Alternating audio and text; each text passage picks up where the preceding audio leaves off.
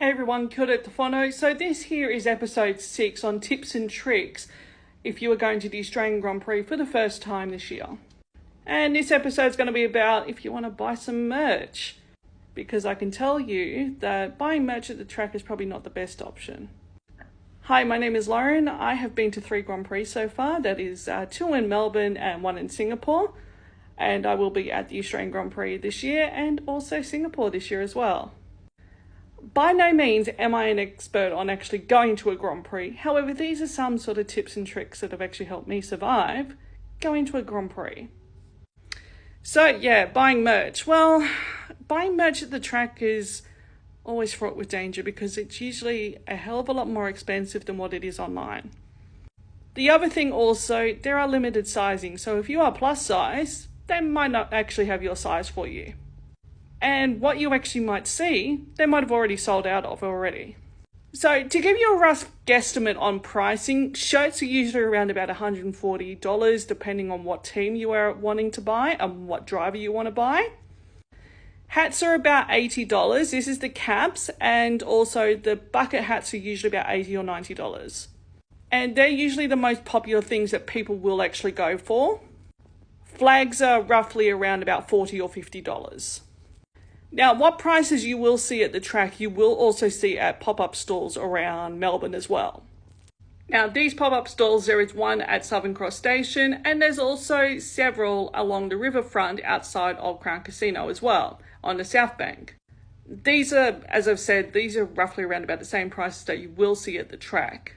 So if you are actually traveling on a budget and merch was something that you did want to buy, it may actually blow a big chunk out of your budget.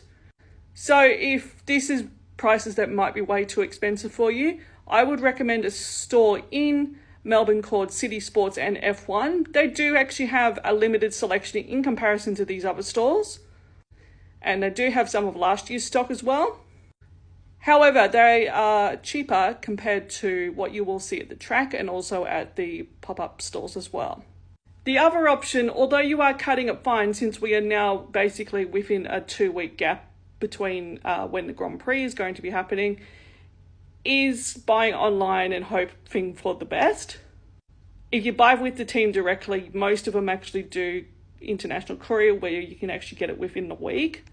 The merchandise store on f1.com usually does take a lot longer. It usually might take a couple of months instead.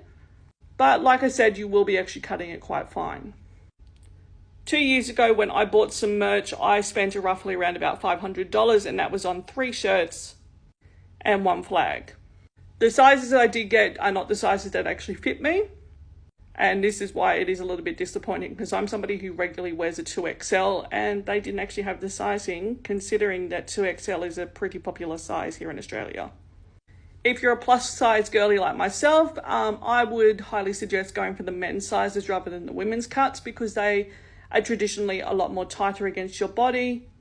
And again, they actually most likely will actually have your size in a men's size than what they will actually have in a women's cut. However, as I said, plus sizes are very limited.